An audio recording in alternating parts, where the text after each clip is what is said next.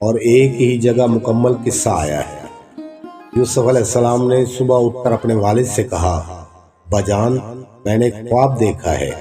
خواب میں نے 11 ستاروں اور سورج اور چاند کو دیکھا ہے۔ دیکھتا کیا ہوں کہ وہ مجھے سجدہ کر رہے ہیں۔ سیدنا یوسف علیہ السلام کا یہ خواب سن کر سیدنا یعقوب علیہ السلام نے فرمایا، بیٹے اپنے خواب کا ذکر اپنے بھائیوں سے نہ کرنا، ورنہ وہ تمہارے اور زیادہ خلاف ہو جائیں گے اور کوئی چال نہ چل جائے، اس لیے کہ شیطان انسان کا کھلا دشمن ہے۔ اللہ تمہیں ان میں نمایاں کرے گا، پسندیدہ بنائے گا اور خواب کی تعبیر کا علم سکھائے گا، جس طرح اس نے تمہارے پردادا ابراہیم علیہ السلام اور دادا اسحاق علیہ السلام پر اپنی نعمت پوری کی تھی، اسی طرح تم پر اور اولاد یعقوب پر اپنی نعمت پوری کرے گا۔ بے شک تمہارا پروردگار سب کچھ جاننے والا، حکمت والا ہے۔ یہاں نعمت پوری کرنے کا مطلب ہے اللہ تم کو نبوت عطا فرمائے گا۔ ادھر سیدنا یوسف علیہ السلام کے بھائیوں نے آپس میں مشورہ کیا، اباجان کو یوسف اور اس کا بھائی بنیامین بہت پیارے ہیں، جبکہ ہم پورے 10 بھائی ہیں۔ یہ ان کی غلطی ہے، ہم سے اتنا پیار نہیں کرتے جتنا پیار ان دونوں سے کرتے ہیں، لہٰذا کیوں نہ ہم یوسف کو مار ڈالیں یا کسی ایسی جگہ پہنچا دیں جہاں سے یہ واپس نہ آ سکے۔ اس طرح والد کی توجہ صرف ہمارے لیے ہوگی اور وہ ہم سے محبت کرنے لگیں گے، بعد میں ہم توبہ کر لیں گے۔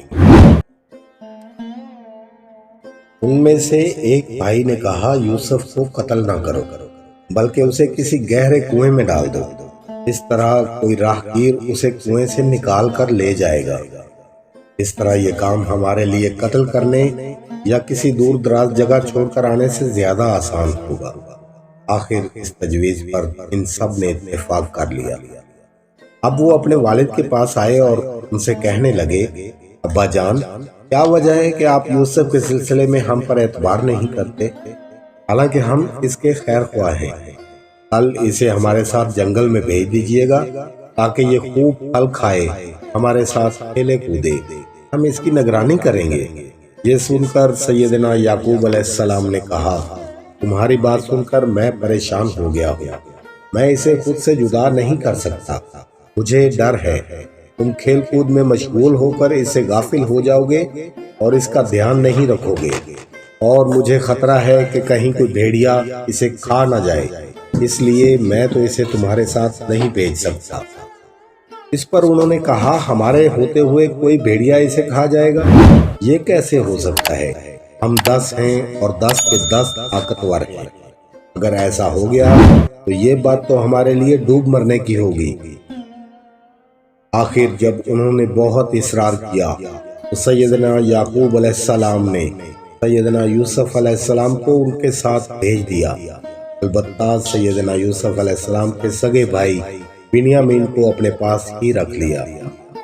جب یہ سب بھائی جنگل میں پہنچے تو انہوں نے سیدنا یوسف علیہ السلام کی قمیض اتار لی اور انہیں ایک کنویں میں گرا دیا۔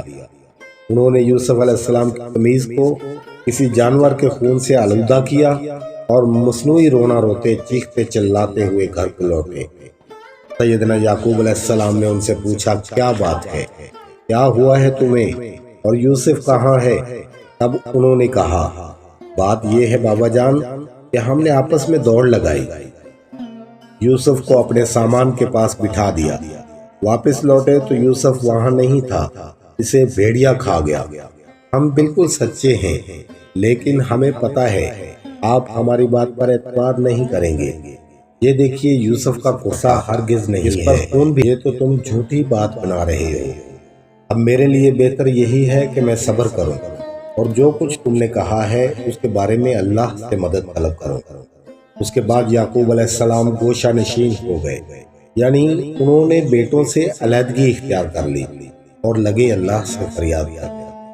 لیکن یوسف علیہ السلام کا کیا بنا؟ احسن نے بے چین ہو کر پوچھا۔ اب میں اسی طرف آ رہا ہوں۔ یوسف علیہ السلام کی عمر اس وقت 7 سال کے قریب تھی۔ اتنی چھوٹی سی عمر میں کنویں میں گرائے جانے پر ظاہر ہے اس کے دل پر کیا گزری ہوگی۔ لیکن اللہ تعالیٰ نے وحی کے ذریعے انہیں تسلی دی اور فرمایا ایک وقت ایسا آئے گا کہ تو ان کو ان کے اس سلوک سے آگاہ کرے گا۔ یوسف علیہ السلام کنویں میں بیٹھے اللہ کی مدد اور رحمت کا انتظار فرما رہے تھے کہ ادھر سے ایک قافلہ ملک شام سے مصر جا رہا۔ راستے میں انہیں کنواں نظر آیا تو انہوں نے کنویں میں سے پانی نکالنا چاہا، چنانچہ انہوں نے کنویں سے پانی لانے کے لیے آدمی بھیجا۔ جب اس نے کنویں میں ڈول لٹکایا تو یوسف علیہ السلام نے ڈول کی رسی پکڑ لی اور ڈول میں بیٹھ گئے۔ ڈول ڈالنے والے نے ڈول کو کھینچا تو خوش ہو کر بولا اس قدر خوش قسمتی کی بات ہے، یہ تو ایک خوبصورت لڑکا نکل آیا۔ چنانچہ قافلے والے سیدنا یوسف علیہ السلام کو اپنے ساتھ مصر لے آئے۔ وہاں غلاموں کی خرید و فروخت ہوتی تھی، وہاں انہوں نے انہیں تھوڑی سی قیمت میں فروخت کر دیا۔ سیدنا یوسف علیہ السلام کو خریدنے والا عزیز مصر تھا، وہ مصر کے بادشاہ کا وزیر تھا۔ مصر کے بازار سے گزر رہا تھا کہ اس کی نظر آپ علیہ السلام پر پڑ گئی۔ وہ آپ کی شکل و صورت دیکھ کر حیران ہوا اور انہیں خرید کر گھر لے آیا۔ اس نے غلام کو اپنی بیوی کے حوالے کیا اور بولا اس غلام کو عزت اور احترام سے رکھو، ہو سکتا ہے یہ ہمیں فائدہ دے یا ہم اسے اپنا بیٹا بنا لیں۔ اس طرح اللہ تعالیٰ نے یوسف علیہ السلام کو مصر میں جگہ عطا فرمائی۔ اللہ کے کاموں کی حکمت اللہ ہی جانتا ہے، عام لوگ نہیں سمجھ سکتے۔ پھر سیدنا یوسف علیہ السلام جوان ہو گئے۔ اللہ تعالیٰ نے آپ کو خوابوں کی تعبیر اور خوب فہم و فراست عطا فرما دی۔ دوسری طرف جوان ہونے پر آپ کے حسن کو 4 چاند لگ گئے۔